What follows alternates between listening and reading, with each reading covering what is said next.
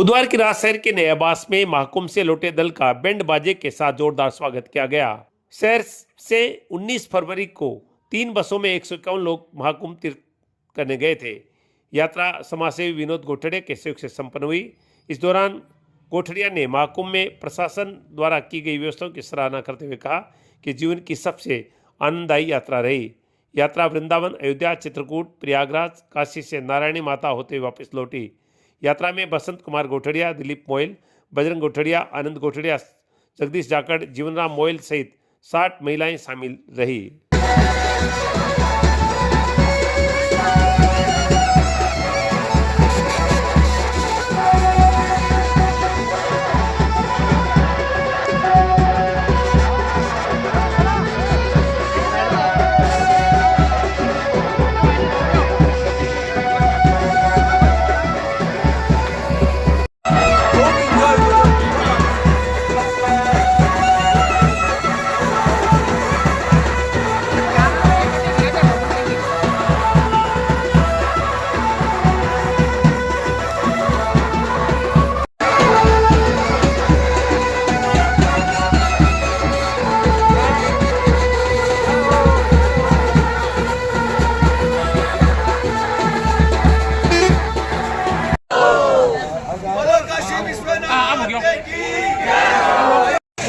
बोलो।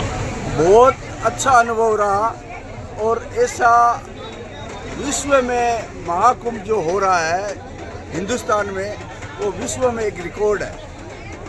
इतनी भीड़ होने के बाद भी इतनी व्यवस्थाएं अच्छी थी जिसकी मैं परिकल्पना ही नहीं कर सकते। और आज जो हम लोग कुंभ का 7 दिन का खाली कुंभ ही नहीं, हम लोग 7 जगह का जा कर के अयोध्या भी गए, काशी विश्वनाथ भी गए, नारायणी माता धाम भी गए, वृंदावन भी गए। और वहाँ में कुंभ में जो मेला लगाया है, अपने जोधपुर के अचलानंद जी शंकराचार्य जी महाराज का जो भंडारा चल रहा है आज 1.5 महीने से, इतना विशाल भंडारा जिसमें 1000 आदमी डेली का खाना खाते हैं, 1000 आदमी। और जितने भी साधु संत आते हैं उनको दक्षिणा भी देते हैं। इतना विशाल भंडारा सेन समाज का जो चल रहा है, विश्व में नाम है उनका, विश्व में नाम है। ऐसा भंडारा देखने को नहीं मिलता है। बहुत बहुत धन्यवाद है उनको और बहुत बहुत धन्यवाद है सभी यात्रियों को। और यात्रा के लिए सेन समाज ने जो ये कदम उठाया है और हमारे ये भाई गोविंद जी गहलोत ने जो व्यवस्था की है, ये परिकल्पना, मतलब इनकी जो सोच है वो बहुत बड़ी सोच है। उन्होंने बहुत सहयोग किया है और बहुत अच्छा प्रोग्राम दिया है। बोलो नारायणी माता की। वो विश्व का सबसे बड़ा धार्मिक और आध्यात्मिक मेला है। अब की बार का विशेष पर्व था क्योंकि ये 144 बाद महाकुंभ आया। महाकुंभ सदा प्रयाग में ही लगता है और 12 कुंभ 12 साल के जब पूरे होते तब लगता है। हमारा जो अनुभव रहा, सबसे पहले तो आज ये यात्रा हमारी सकुशल पूरी हुई। काशी विश्वनाथ के और रामलला के दर्शन करके भी अयोध्या से आज हम आए हैं। इस बात के लिए परमात्मा को, हमारे शुभ चिंतकों को, सभी को बहुत बहुत धन्यवाद, प्रणाम, नमस्कार। हमारा अनुभव ये रहा कि इतनी भीड़ होते हुए भी प्रशासन के द्वारा वहाँ माकूल इंतजाम किए गए थे। पुलिस और जो अर्धसैनिक बल है वो चप्पे चप्पे पे तैनात थे और कहीं भी यात्रियों के साथ दुर्व्यवहार नहीं कर रहे थे। बहुत सॉफ्टली ट्रीट कर रहे थे, रास्ता बता रहे थे, जो जानकारी उनसे मांगी जा रही थी वो दे रहे थे। हाँ, प्रशासन की मजबूरी है, इतनी ज़्यादा यात्रियों की भीड़ होने से हमें करीब 25 किलोमीटर पहले ही बसों को पार्किंग प्लेस में रोक लिया गया और भीड़ वहाँ त्रिवेणी संगम पर ज़्यादा होने से सब वाहनों का, टैक्सी, टेम्पो, बसें, सबको रोक दिया गया। तो हमारे सह यात्रियों को कईयों को 20-20 किलोमीटर पैदल चलना पड़ा। ये सुजानगढ़ नागरिक परिषद कोलकाता के द्वारा संचालित चापटिया तलाई के पास स्थित राजकीय सुजानगढ़ नागरिक परिषद स्कूल में बुधवार की सुबह डायमंड ब्लॉक का भूमि पूजन समारोह आयोजित हुआ, जिसमें चांदमल धन्नालाल पाटनी परिवार कोलकाता, रानीगंज के राजीव सालू जैन सहित परिषद सदस्यों ने भूमि पूजन कर नींव रखी। इस दौरान आयोजित कार्यक्रम में मुख्य अतिथि विधायक मनोज मेघवाल थे। वहीं अध्यक्षता परिषद के अध्यक्ष सुनील डोसी ने की। विशिष्ट अतिथि के रूप में नगर परिषद सभापति नीलोफर गौरी, बबला दुगड़, जयश्री दादीस, कमल सिंगी, डॉक्टर सरोज छाबड़ा, प्रदीप तोदी, सीबीओ सुनीता पूनिया, पूर्व चेयरमैन ब्रह्म प्रकाश शर्मा, प्रिंसिपल महमूद हसन मंच पर मौजूद रहे। चेयरमैन साहब जयसिंह जी और बीओ मैडम सुनीता जी पुण्य से व्याख्या करूँ कि आप भी पधारे। आदित्य कोठा कि वे भी आए और जोड़ा से पूरे मन से आप अभिनंदन करें। इस तरीका से अपनों एकता रहे। सुजानगढ़ के प्रसिद्ध समाज सेवी वरिष्ठ surgeon doctor Saroj Kumar ji Chhabra, Sujangarh block Congress president Shri Pradeep ji तो, समाज सेविका हम सबसे जानी मानी पहचानी श्रीमती शूरवीर और दानवीर, पर मैं ये नहीं समझ पाती थी कि दानदाता के आगे वीर शब्द क्यों लगता है। शूरवीर के लिए तो हम सब सुनते ही हैं, एक बहुत अच्छी पंक्ति भी है, इन धरती पर गाजता बादल थोड़ो लज, इन धरती पर गाजता बादल थोड़ो लज, पानी न काई पीवे आ रकत पीवनी रज। तो जो धरती रक्त पीती है उस पर क्या पानी बरसाऊं, बादल भी उसमें ये शर्माता है। तो आज से संस्थाएं दानदाता हो, वहां पर कोई समस्या कोई कमी, धीरे धीरे प्रयास किए और आज पूरे राजस्थान में ये जो शेखावट के 3 जिले एजुकेशन में 1 नंबर है, तो उसका सबसे बड़ा कारण यही है कि भामाशाह ने उस समय प्रयास कर दिए। इसी स्कूल में 5 रूम का और हॉल का निर्माण किया जा रहा है। सबसे पहले मैं सभी को बहुत बहुत बधाई देती हूँ कि बड़ी खुशी की बात है। सबका मैं एक छोटा सा इंट्रोडक्शन यहाँ पर करवा दूं। हमारे यहाँ पर आज के कार्यक्रम के भूमि पूजन कर्ता के रूप में उपस्थित हैं परिषद कोलकाता, जिनका ये स्कूल करीब 50 साल पहले ये इसी संस्था ने यहाँ बनवाया था उस समय, और अब ये स्कूल सीनियर में क्रमोन्नत हो चुका है। और यहाँ की स्कूलों की कमी, क्योंकि ये इन्हीं का दिया हुआ स्कूल है, और जब इन्होंने इसकी व्यवस्था देखी और यहाँ की कमी का इन्होंने पता चला, तो अभी 6 महीने पहले वहाँ पे 60वां स्थापना दिवस समारोह इन्होंने बनाना शुरू किया था कि भी संस्था को 60 साल पूरे होने वाले हैं, 60वां साल चल रहा है।